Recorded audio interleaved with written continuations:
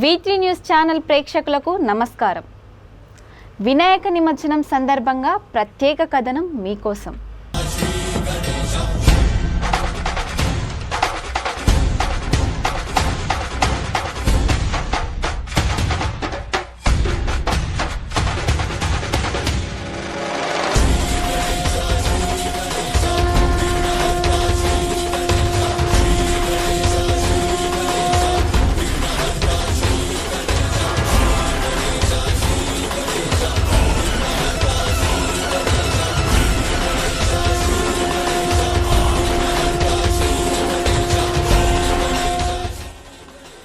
రాష్ట్ర వ్యాప్తంగా ముఖ్యంగా హైదరాబాద్ నగరంలో ఎంతో కోలాహలంగా వినాయక నవరాత్రి ఉత్సవాలు కన్నుల పండువగా జరిగాయి.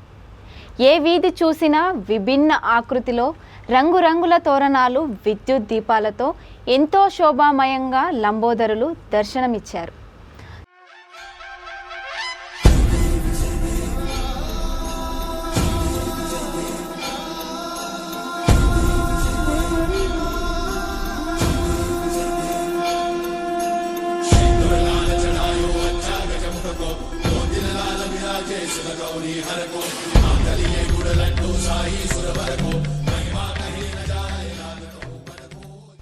తొమ్మిది రోజులు ఘనంగా పూజలు అందుకున్న బొజ్జ గణపయ్యను 6 ఏళ్ల బాలుడు నుంచి 60 ఏళ్ల ముదుసలి దాకా ఎంతో ఉత్సాహంగా ఈరోజు నిమజ్జనం చేయడానికి సిద్ధంగా ఉన్నారు. ఋతుధర్మాన్ని అనుసరించి జరుపుకునే పండగలలో వినాయక చవితి ముఖ్యమైనది. వర్ష ఋతువులో భాద్రపద శుద్ధ చవితిని వినాయక చవితి పర్వదినంగా జరుపుకుంటాం. వేసవి తాపం తగ్గి బీటలు వారిన భూమి వర్షపు జల్లులతో ప్రాణశక్తిని గ్రహించి పచ్చదనాన్ని సంతరించుకుంటుంది. కలువలు, తామరలు, పుష్పాలు విచ్చి పరిమళాలు వెదజల్లుతాయి. నదులు నీటితో నిండి జీవకళ వృద్ధి చెందుతుంది. బుధుడు అధిపతిగా ఉన్న హస్త నక్షత్రం వినాయకుడి జన్మ నక్షత్రం.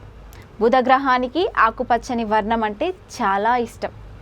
గణనాథుడికి కూడా గడ్డి జాతి మొక్కలంటేనే ఇష్టం.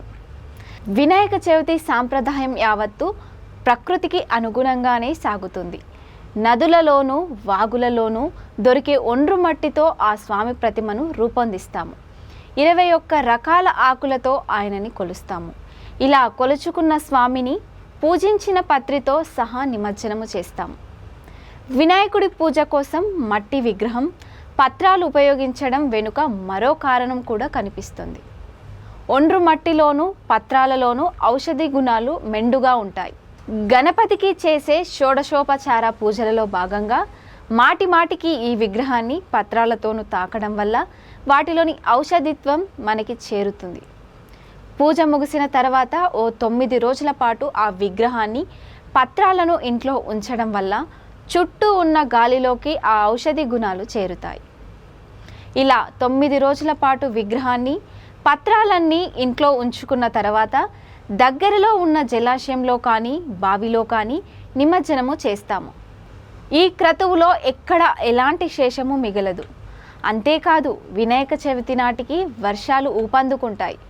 వాగులు, నదులు ఉధృతంగా ప్రవహిస్తూ ఉంటాయి. అలాంటి సమయంలో తీరం వెంబడి మట్టి విగ్రహాలను నిమజ్జనం చేయడం వల్ల వరదపోటు తగ్గే అవకాశం ఉంటుంది. పైగా ఈ కాలంలో ప్రవహించే నీటిలో క్రిమి కీటకాలు ఎక్కువగా ఉంటాయని అంటారు.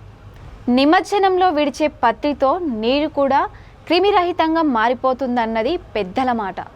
అందుకేనేమో నిమజ్జనం చేసే ఆచారం ఉన్న దసరా, బతుకమ్మ పండుగలు కూడా వర్ష ఋతువులోనే వస్తాయి.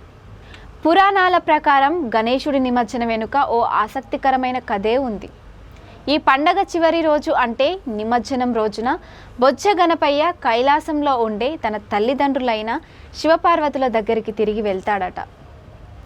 అయితే వినాయక చతుర్థిని జరుపుకోవడం అనేది మనిషి జనన మరణ చక్రాల ప్రాముఖ్యతను సూచిస్తుంది.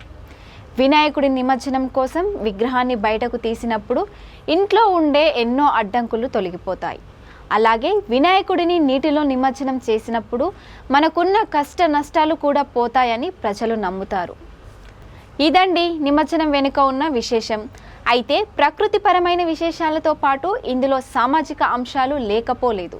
వాడవాడలా వినాయక చవితి విగ్రహాలు వెలిసిన తర్వాత ఇరుగు పొరుగు కలిసి కోలాహలంగా ఈ వేడుకను జరుపుకోవడం చూడవచ్చు.